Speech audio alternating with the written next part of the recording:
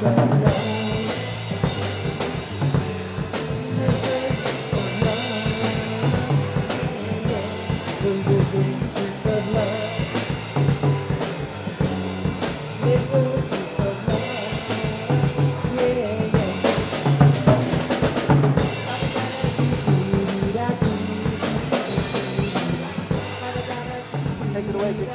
you. Woohoo! Yeah.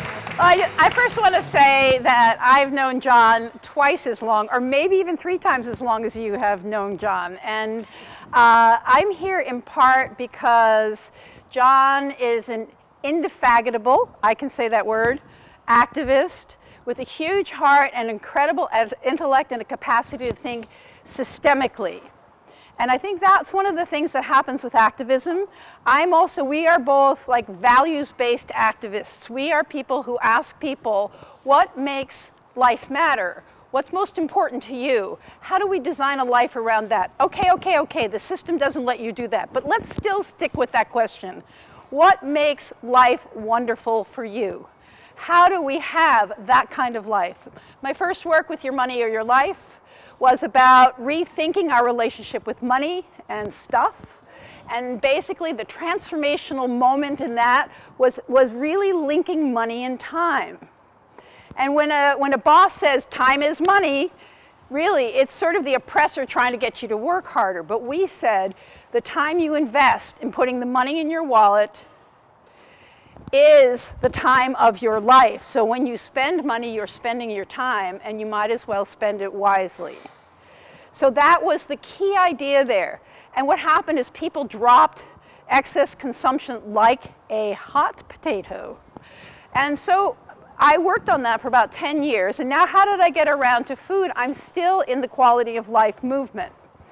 And now I've paid attention to food is our essential form of currency, it's our essential form of consumption.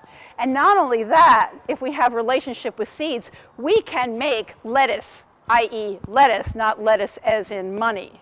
You know, so basically taking back our power in relationship with food is also a wedge into the dominant system which says, where's food? Oh, it's in the store.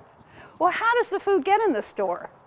The store is the endpoint of a global industrial food system, which is not inherently evil. It is just an expression of our core value of consumerism, speed, cheap, etc. So what I'm doing is I'm lifting up this idea of local food, of being able to be in relationship with the food on our plate, to grow some of it, but particularly to be in relationship with the people who grow our food, to not make that invisible. Because when we go for cheap food, you know what we're doing is we're going for cheap labor, we're going for processes that are toxic. So how do we re-attract people to being in a deep, meaningful relationship with their food? I call it relational eating. And what I have done is I've written this book about my own crazy experiment of eating within 10 miles of my home. And I'm the fall guy for every eater who hates losing avocados. Yeah, so it's really a way to practice that. How do we live a value fully? How do we take it on, if only for a short period of time? We take this on for a short period of time. We see what the benefits are. We see what makes it tough. Part of what makes it tough is that our minds have gotten embroiled in the machine and we think it's hard to cook. We think, oh, it takes too much time to cook. You know, so we realize that our whole lives have been shaped around a way of life that isn't wholesome. But we also realize that there are systemic forces that are keeping us from having good local food in the grocery store. You know, so then you go from like, where can I find a substitute for an avocado? You go from that personal challenge all the way up to policy. And what are the policies that are holding in place the food system that is actually feeding us less and less and less nutritious food? Looks like an apple, looks like a carrot. It's just less and less nutritious, and also less and less nutritious way of eating with other people, because part of nourishment is our human connections. So and then I'm connected with my campaign, the 10-day local food challenge campaign, is connected with Food Day. And Food Day is today. John and I were sitting and realized that. And it's a day in America where there's like something like that, where there's thousands of events happening in America today around good food. And so it's really lifting up our right and our capacity to eat good food, and also lifting up the awareness that if the food system is not feeding us food that is nutritious and delicious, wholesome for ourselves and other people, then what are we going to do about it? So that's Food Day. And so through me, we are celebrating also Food Day. Then the final thing I wanted to say is when John and I were talking about how Time Day and Food Day are the same day, how does that all fit? I started thinking about that actually what I'm talking about is a slow diet. We know about slow food. It's a movement out of Italy, not only for good food, but also for the right to save seed, the right to be able to be the author of your food system. So it's political and it's a pleasure. But what's a slow diet? I say S is for sustainable. You know, that's the kind of production, sustainable production, production that will not poison the soil for future generations. L, what would L be for? Local, yeah, local. And that really is, local food is not like 100 miles is good and 101 miles is bad. Local means that you can be in relationship with the soils and the farmers and the stores and the farm stands. Local is about relational eating. O is for organic, exactly. And organic is how we treat the soil. You know, organic is at the level of industrial production. It doesn't guarantee us some happy little person growing your food and selling it at the farm stand. Organic is not a guarantee anymore of just food, but it is a guarantee of how we treat our soil, which is super important, because what's in our soil? There's nothing that can be in our food that isn't in the soil, duh.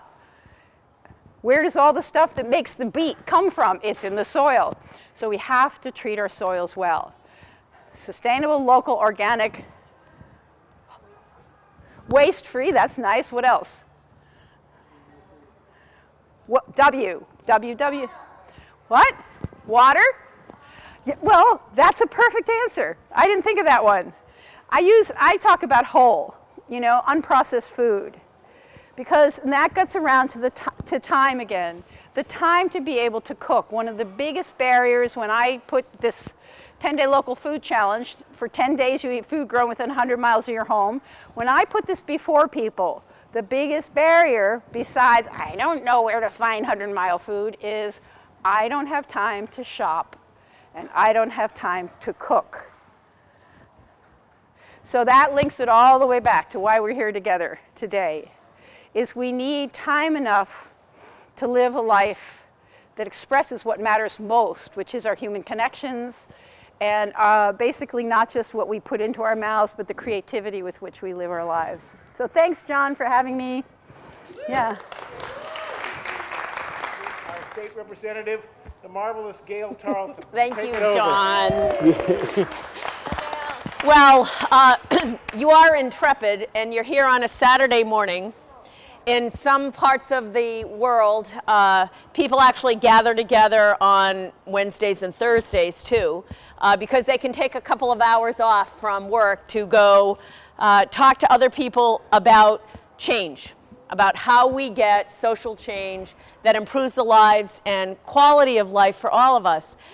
I'm 56 years old, and it never occurred to me that in 2015, I would have spent a career of 35 plus years where I have been working in organizations, in both the public sector and the private sector, where it would not be normal to be applying for a job, coming out of community college, out of graduate school, and not have vacation be part of the hiring package.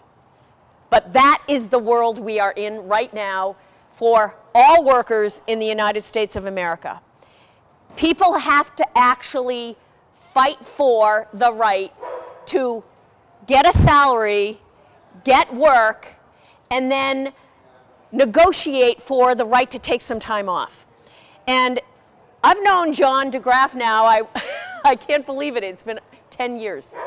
10 years ago I met him at the University of Washington when I was on staff and got great vacation and medical leave and dental leave and jury leave benefits.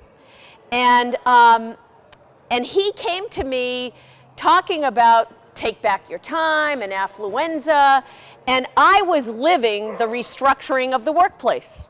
I had gone from a full-time employee to a part-time employee and lost vacation time. I lost all other retirement benefits at the University of Washington. The only thing I kept was medical leave. And we need to fight for the right for every worker, whether it is a part-time worker or a multiple job worker, every worker to earn the right to take time off after giving their time and energy and ideas to the places where we work. So John worked with me to write the legislation for paid time off in Washington State. We went through one round in the legislature in 2014. We went back to the drawing board and did some revisions based on feedback we got from teachers and a number of other people in the community.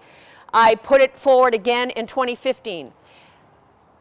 It can't get out of committee because we're fighting for a whole range of rights, right? We're fighting for minimum wage, and we're fighting for paid sick leave and paid family leave and disability insurance.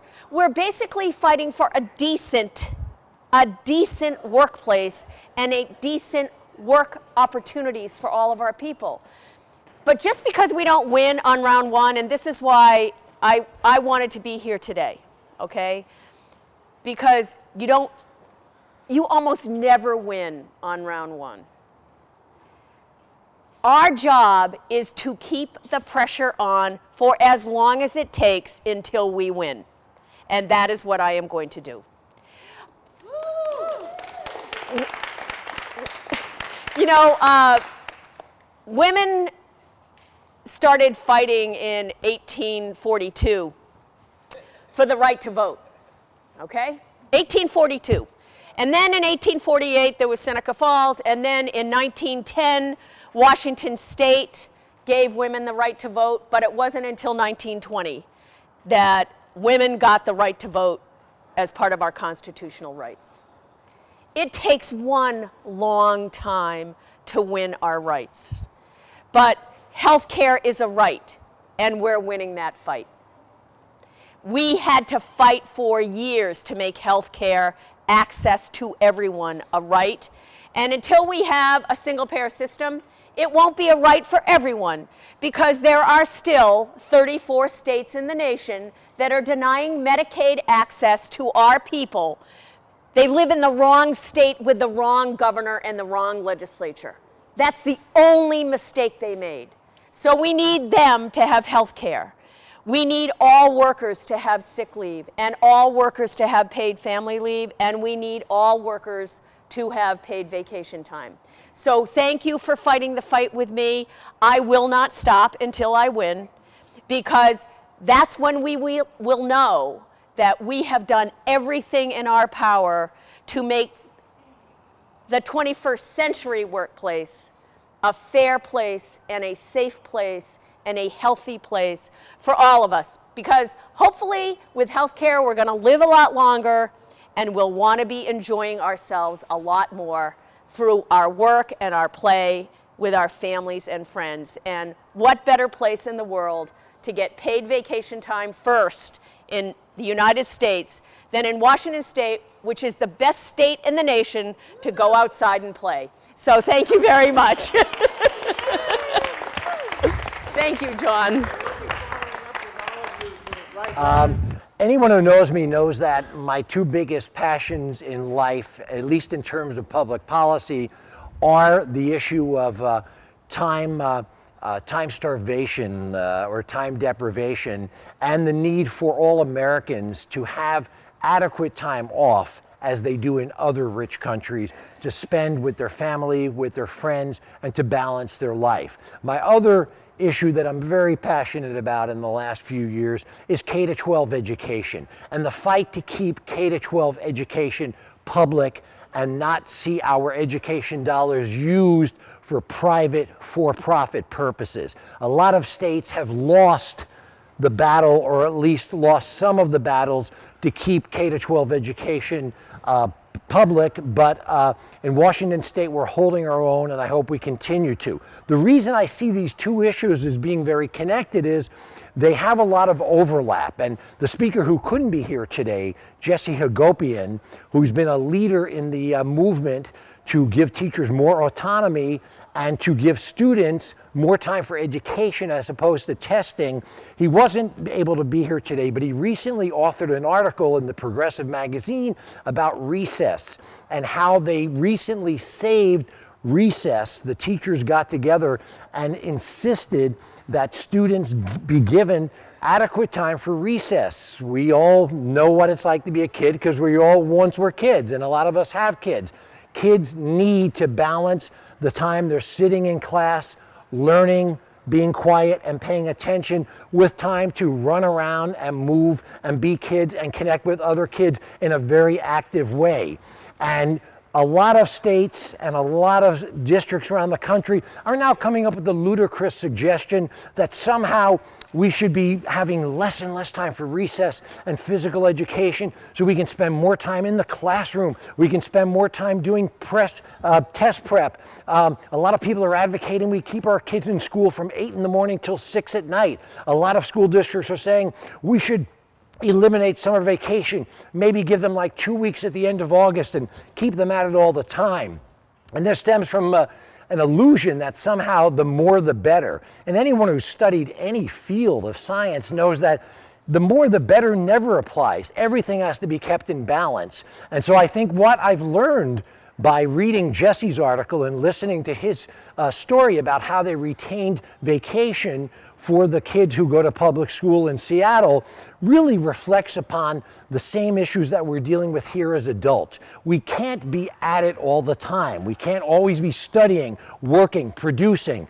All of that's important, and we all know that. But we also have to balance that with what's really important in our lives: family, friends, pursuits other than pursuits that make money. I think all of us understand that. That's why we're here today. What we need to do is to expand that message and bring it to as many people as we know as often as we can. So that's what this is all about today. We're so happy you're here.